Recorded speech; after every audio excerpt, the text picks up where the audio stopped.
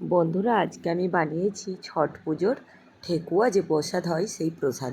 তো এই ঠেকুয়া বানানোর জন্য খুবই অল্প কিছু উপকরণের দরকার, যেগুলো ঘরেই তোমার আছে সেগুলো দিয়েই বানিয়ে নিতে পারবে। তো চলো দেখে নাও কী দিয়ে বানিয়েছি।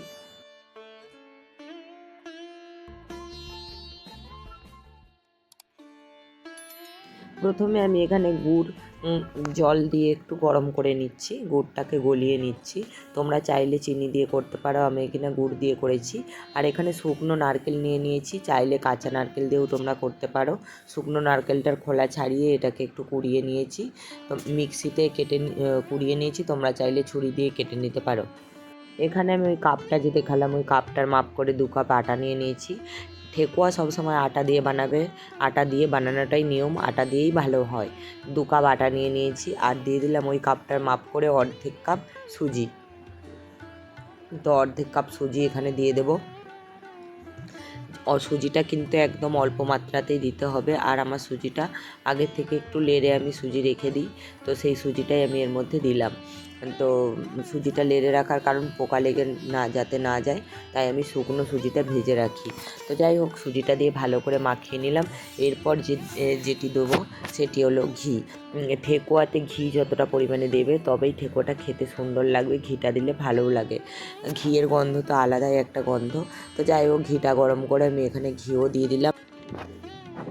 সুজিটা দিয়ে ভালো করে মাখিয়ে নিয়ে তারপর ঘিটা দিয়েও ভালো করে মাখিয়ে নিতে হবে। খুব ভালো করে উপকরণগুলো দিয়ে মাখাতে হবে। দেখো এখানে বেশ অনেকটা পরিমাণে আমি ঘি দিলাম। ঘিটা যতটা বেশি দেবে ততই কিন্তু টেস্টি হবে খেতে। তো এটাও খুব ভালো করে মাখিয়ে নিতে হবে।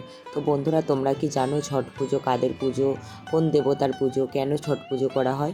ছট পুজো হচ্ছে সূর্য দেবতার পুজো।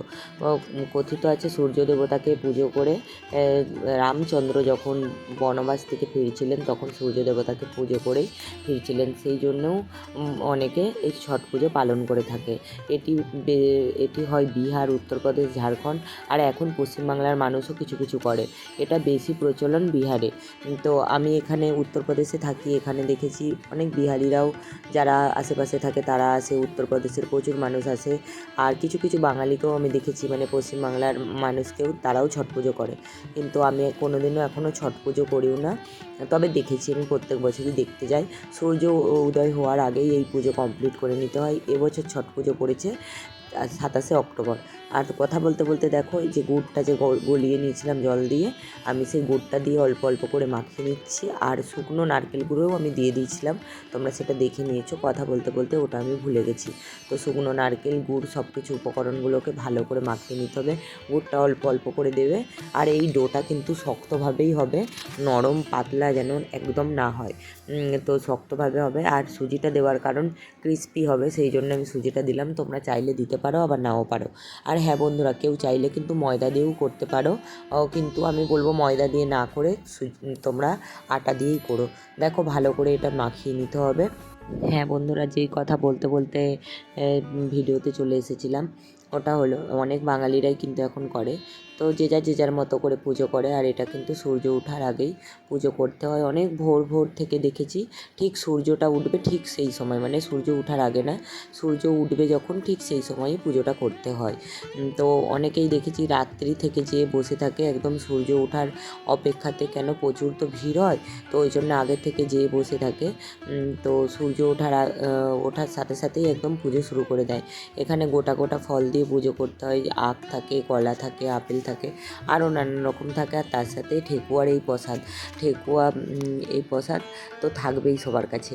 তো দেখো আমিও বানিয়ে ফেললাম সেই ঠেকুয়া। খুব সুন্দর করে ভালো করে মাখিয়ে নেওয়ার পরে এরকম হাতে করে গোল শেপ দিতে পারো, পাতার শেপ দিতে পারো, তোমরা তোমাদের মতো করে শেপ দিয়ে দিতে পারো।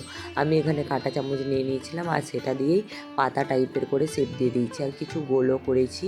তো তোমরা তোমাদের মতো করে করতে পারো। দেখো এরকমভাবে হাতের তালুতে নিয়ে তারপর ওই যে কাঁটা চামচাটা আছে ওই চামচটা দিয়ে এখানে আমি দাগ করে করে নেব পাতার স্টাইলে।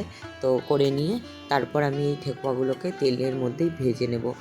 তোমরা চাইলে তেলে ভাজতে পারো, আমি কিন্তু ঘি দিয়ে ভেজেছিলাম। তো চলো দেখিয়ে দিই আর আমার ঠেকুয়াগুলো কেমন হয়েছে দেখে নাও। আমার ছোট ছেলেটা খুব বিরক্ত করছিল, দেখতেই পাচ্ছ। বাচ্চা ছেলে থাকলে বাড়িতে যা হয়। তো দেখো প্রত্যেকটা ঠেকুয়া আমার বানানো হয়ে গেছে। এবার আমি ঠেকুয়াগুলোকে ভেজে নেব।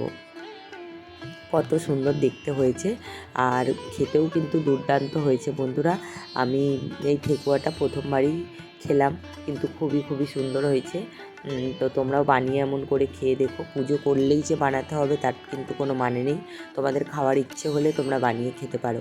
দেখো এখানে ঘি দিয়ে দিলাম, ঘিটা গরম হয়ে গেলে আমি এর মধ্যে দিয়ে দেবো একটা একটা করে ঠেকুয়াগুলো বসিয়ে দেবো। বন্ধুরা এটা কিন্তু একদম হাই ফ্লেমে ভাজবে না, একদম লো করে আঁচটা দেবে। তেলটা গরম হয়ে যাওয়ার পর লো করে দিয়ে তারপরে এইটাকে উল্টে পাল্টে লাল লাল করে ভেজে নেবে, কেন হাই ফ্লেমে ভাজলে ভেতর থেকে কাঁচা রয়ে যেতে পারে। কিন্তু আমি লো ফ্লেমে ভেজেছি, খুব সুন্দর কালারও এসেছে আর ক্রিস্পিও হয়েছে, দুর্দান্ত খেতে হয়েছে। তো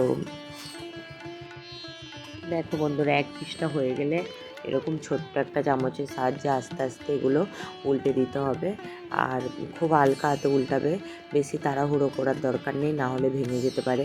তো দেখো এরকম উল্টে পাল্টে লাল লাল করে ভেজে নিতে হবে আর খুব সুন্দর ব্রাউন কালারের হয়ে গেলে এগুলোকে তুলে নিতে হবে। দেখো আমার এগুলো ঠেকুয়াগুলো প্রায় ভাজা হয়ে গেছে। তো চলো বন্ধুরা, আমার ঠেকুয়া রেডি। এখন আমি আসি, আবার আসবো নতুন একটা ভিডিও নিয়ে তোমাদের কাছে খুব তাড়াতাড়ি। ততক্ষণ তোমরা ভালো থেকো, সুস্থ থেকো, সাবধানে থেকো। সকলকে ছট পুজোর অগ্রিম শুভেচ্ছা।